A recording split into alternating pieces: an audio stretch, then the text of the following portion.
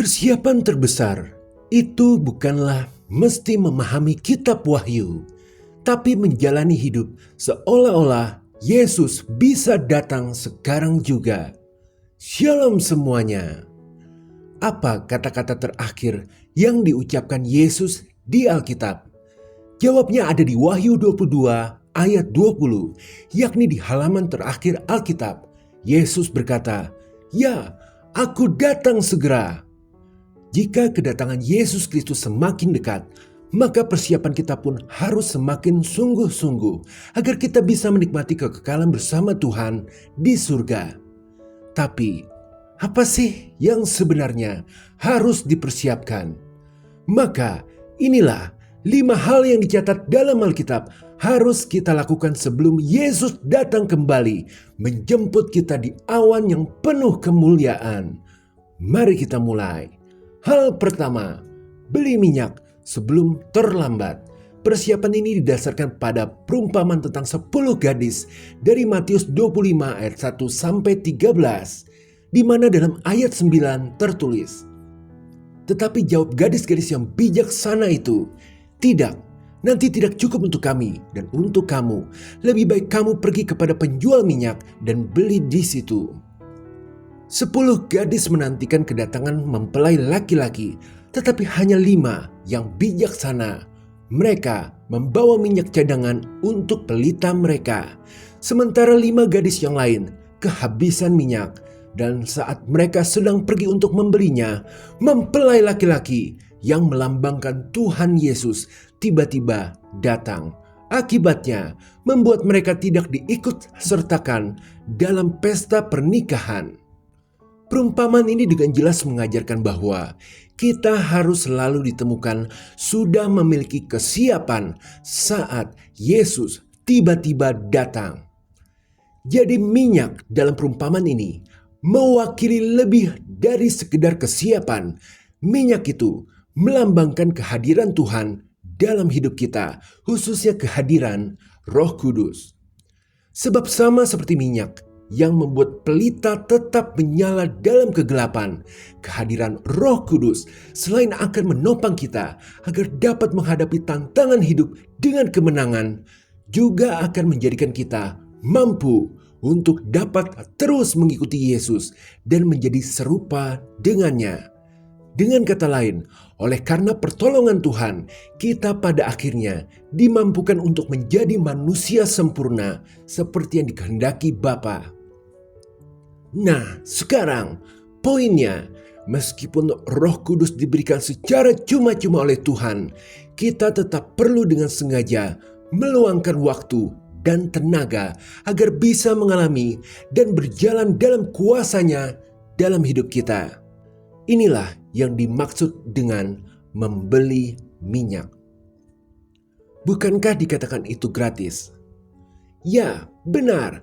Tetapi kita tetap perlu menyediakan waktu dan tenaga. Ini seperti ada harga yang harus dibayar untuk bisa menjalin hubungan yang erat dengan Roh Kudus. Itu mah tidak gratis dong. Maka bayangin, Anda dikasih tiket nonton bioskop secara gratis. Meskipun tiketnya gratis, Anda tetap perlu meluangkan waktu dan tenaga untuk datang ke bioskop. Demikian juga dengan anugerah kehadiran Roh Kudus dalam hidup kita. Telah diberikan gratis, cuma kita perlu membayar harga dalam bentuk komitmen, waktu, dan energi untuk mau menjalin hubungan yang intim dengannya. Bukan dengan uang, melainkan dengan rutin berdoa, membaca Alkitab, dan menghidupinya hingga menjadi sebuah kebiasaan. Tapi juga bukan hanya sekedar rutinitas belaka, melainkan ini adalah soal niat untuk menjalin hubungan dengan Roh Kudus. Ada keinginan untuk berusaha mengenal, memperdalam, bahkan mengasihinya. Seperti seorang murid yang ingin memahami gurunya, sehingga ia dengan tekun belajar dan menerapkan ajaran yang diberikan. Itulah makna menjaga pelita tetap menyala hingga sampai kepada akhir zaman. Hal kedua, maafkan agar diampuni. Persiapan ini didasarkan pada Matius 6 ayat 14 sampai 15. Karena jikalau kamu mengampuni kesalahan orang, Bapamu yang di surga akan mengampuni kamu juga. Tetapi jikalau kamu tidak mengampuni orang, Bapamu juga tidak akan mengampuni kesalahanmu. Katanya keselamatan itu cuma-cuma, hanya percaya saja. Tapi tuh lihat, ada syarat kan, mesti mengampuni dulu, baru diampuni. Sebenarnya, perintah Tuhan untuk mengampuni bukanlah beban yang menyulitkan kita. Justru sebaliknya, ini adalah anugerah untuk kebaikan kita sendiri. Di alam roh, ketidakmauan untuk mengampuni ibarat membangun rumah yang dingin dan sepi, ruang yang cukup untuk satu orang saja. Rumah sepi itu melambangkan hati kita ketika kita tidak bisa memaafkan. Sebenarnya kita sedang mengusir kedamaian dan sukacita dari hidup kita. Tanpa disadari, hati kita menjadi kosong, dingin, dan hanya dipenuhi kebencian. Ya, mulut bisa saja berkata sudah mengampuni, tetapi hati tentu tidak bisa berbohong. Terlebih, kita tentu pernah mendengar istilah kepahitan atau akar pahit seperti yang tertulis dalam Ibrani 12. Ketika kita menolak untuk mengampuni, luka di hati bisa berkembang menjadi kepahitan, sebuah racun yang perlahan menyebar, yang lama-kelamaan tanpa kita sadari dapat merusak berbagai aspek kehidupan kita. Maka demi kebaikan kita, Tuhan memerintahkan kita harus mengampuni, bahkan dengan tegas. Kalau tidak mau mengampuni, Bapa juga tidak mau mengampuni. Ini mendorong supaya kita segera mengampuni. Bahkan firman Tuhan menambahkan, "Padamin amarahmu sebelum matahari terbenam." Artinya, kita pun tidak boleh lama-lama kesel atau gondok sama orang yang jahat. Wow, menantang sekali. Kita diperintahkan untuk selalu mengampuni, dan mengampuni. Seperti Yesus yang telah mengampuni, dan mengampuni kita. Yakni sebanyak 70 kali 7. Mengampuni tanpa batas, seperti kita juga telah menerima pengampunan tak terbatas dari Tuhan. Maka setiap kali Anda diperlakukan tidak adil, langsung serahkan penghakiman dan keadilan itu kepada Tuhan. Biarkan Dia yang bertindak. Juga ingatlah bahwa Anda sedang mempersiapkan diri untuk kedatangan Yesus kembali. Jangan biarkan dosa atau kesalahan orang lain menghambat proses persiapan Anda. Segeralah mengampuni. Memaafkan bukan berarti membenarkan kesalahan, melainkan membebaskan diri Anda dari beban berat yang hanya akan merusak hati dan pikiran Anda. Dengan mengampuni, lihatlah hidup Anda sejatinya sedang bergerak maju dengan kecepatan tinggi menuju kemenangan demi kemenangan yang Tuhan telah sediakan untuk Anda di dalam masa penantian ini. Hal ketiga, kumpulkan harta di surga. Persiapan ini didasarkan pada Lukas 12 ayat 20-21. Tetapi firman Allah kepadanya, "Hai engkau orang bodoh, pada malam ini juga jiwamu akan diambil daripadamu. Dan apa yang telah kau sediakan, untuk siapakah itu nanti?" Demikianlah jadinya dengan orang yang mengumpulkan harta bagi dirinya sendiri, jikalau ia tidak kaya di hadapan Allah. Ini bukan soal perpuluhan, ini bukan sumbangan, bukan pula tentang menyerahkan harta hingga hidup sengsara, melainkan ini adalah tentang menjadi kaya di hadapan Tuhan yang adalah kunci untuk meraih kekayaan yang sejati. Perhatikan dengan cermat bahwa ada ilusi tentang keamanan di dalam harta. Mengapa Yesus menolak tawaran bahwa akan diberikan seluruh harta dunia oleh iblis saat pencobaan di padang gurun? Bayangin apabila Anda ditawari menjadi sosok nomor 1 di dunia ini yang dipuja-puji oleh berbagai pengakuan karena memiliki banyak harta, hanya dengan syarat cukup menyembah iblis, di mana saat ditawari itu, tubuh Anda tiba-tiba dibawa melayang ke gunung tinggi, lalu diperlihatkan seluruh harta itu. Wow, ini ternyata beneran. Ini aja saya dapat melayang terbang. Sebagai gambaran, Matius 4 ayat 8. Dan iblis membawanya pula ke atas gunung yang sangat tinggi dan memperlihatkan kepadanya semua kerajaan dunia dengan kemegahannya. Tapi Yesus menolak dengan tegas karena menyadari bahwa harta duniawi, tidak peduli seberapa banyaknya, tidak dapat menjamin keamanan bahkan kesenangan hidup. Karena simple, manusia pada dasarnya pasti meninggal. Tidak peduli seberapa banyak harta atau mainan mewah yang dimiliki. Umur tua adalah masa sengsara dan akhirnya sama, berujung di peti mati. Jika kekhawatiran tidak dapat menambahkan sehasta pun pada panjangnya umur, demikian juga harta. Kalau begitu, apa yang Yesus ajarkan tentang ekonomi? Yesus mengajarkan bahwa ada kekayaan yang jauh lebih berharga untuk dikejar.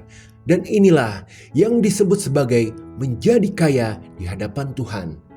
Bukan soal seberapa banyak yang harus kita miliki atau kejar, tetapi bagaimana kita mau menjadi seorang hamba yang setia dalam mengelola dan menggunakan setiap harta yang dipercayakan Tuhan kepada kita sesuai dengan prinsip kerajaan surga. Sebab sesungguhnya Tuhanlah pemilik segala sesuatu di dunia ini. Dialah Tuhan kita yang mengukur seberapa besar harta yang boleh kita kelola berdasarkan ketulusan dan kesetiaan kita dalam melayaninya.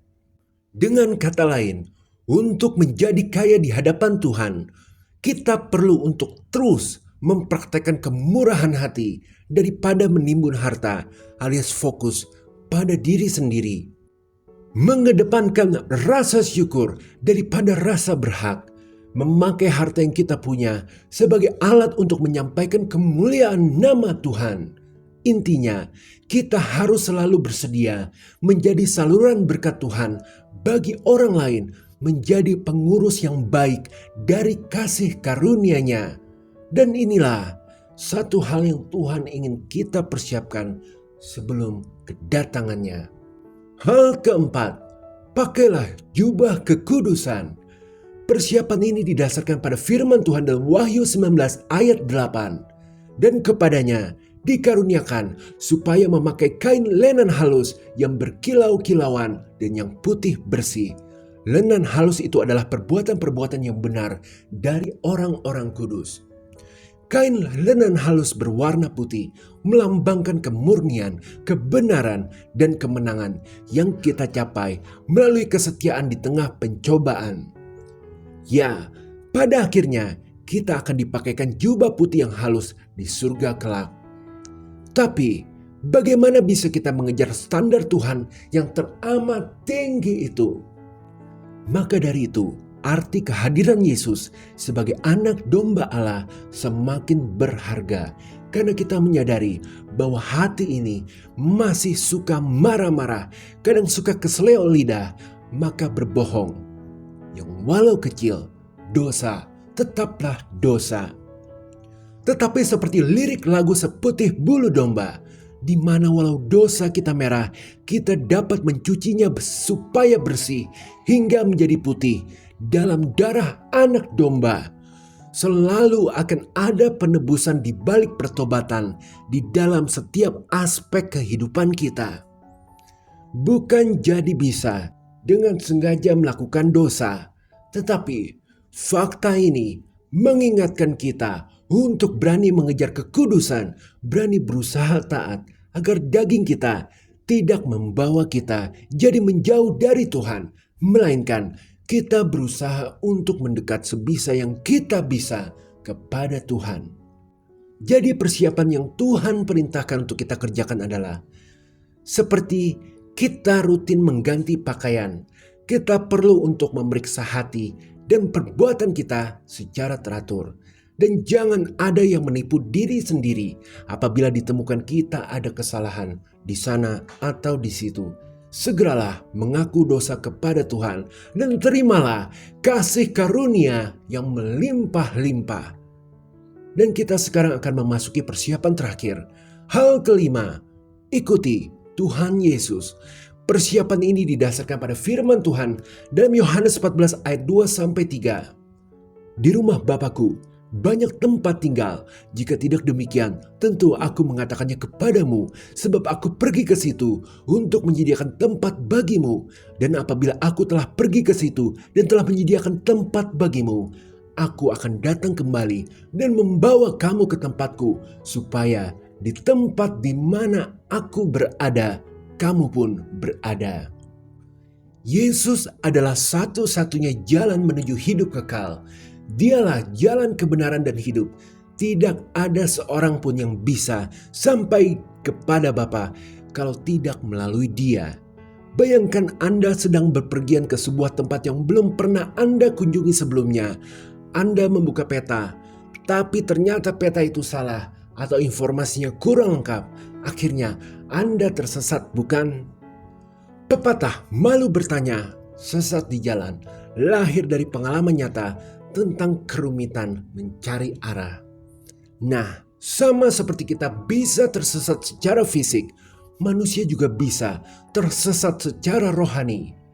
Banyak orang tulus hati mengikuti tradisi budaya, filsafat, atau ajaran agama tertentu, tapi akhirnya semakin jauh dari kebenaran. Mirip seperti Thomas, salah satu murid Yesus yang meskipun sudah mendengar ajarannya selama 3 tahun, masih bertanya, "Tuhan, kami tidak tahu kemana Engkau pergi. Bagaimana kami tahu jalan ke situ?"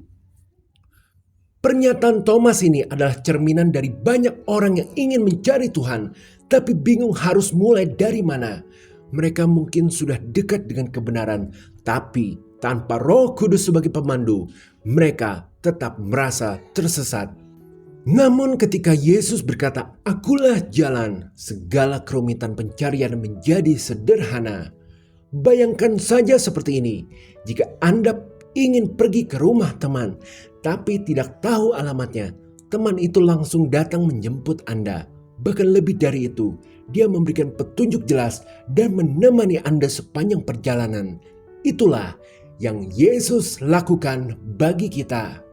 Mengikuti Yesus bukan seperti belajar matematika di mana Anda hanya perlu menghafal rumus-rumus teori atau hukum agama. Mengikuti Yesus adalah soal membangun hubungan erat dengannya melalui iman, ketaatan, dan persekutuan setiap hari.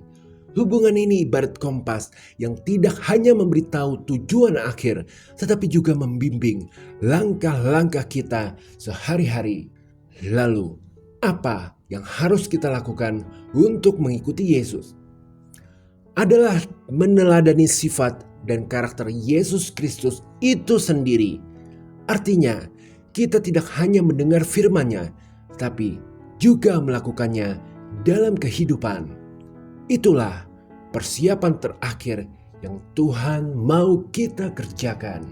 Sebagai pengingat, mempersiapkan diri untuk kedatangan Yesus bukan sekedar kewajiban, tetapi panggilan untuk hidup dalam kehendak-Nya setiap hari yang membawa kemenangan.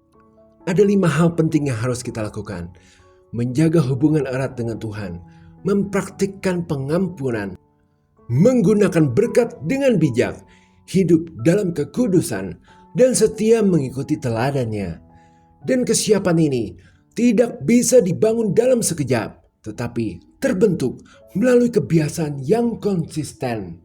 Akhir kata, Yesus sendiri telah berfirman mengingatkan kita dalam Matius 24 ayat 44. "Sebab itu, hendaklah kamu juga siap sedia, karena Anak Manusia datang pada saat yang tidak kamu duga." Maka mari kita lebih lagi mempersiapkan hati dan hidup kita, karena kedatangannya adalah janji yang pasti terjadi. Haleluya, amin. Jika berkenan berikan like, share, subscribe, serta komen. Tuhan Yesus memberkati.